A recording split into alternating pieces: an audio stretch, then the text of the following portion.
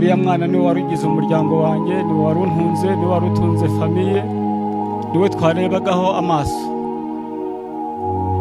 Nyakubahwa Perezida w'igihugu, Perezida wa Repubulika y'u Rwanda, rwose ndagutabaje umurikiraniro umwana wanjye arenganurwe, atahe rwose aza dutunga umuryango uko arawutunze, kuko ndumva imibereho yacu yaba isa nk'irangiriye ahangaha.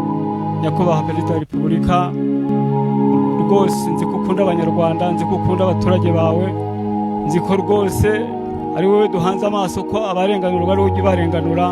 Ujya urenganura abantu mu masambu, ujya urenganura abantu bagize ibibazo bambuwe inzu zabo, ukongera ukazibasubiza. Nyakubahwa Perezida wa Repubulika, umurikirane ikibazo cya ya mpano mumuhe imbabazi nk'uko yazibasabye. Rwose nimba umwana atashye, nzakomeza gushima Repubulika y'u Rwanda.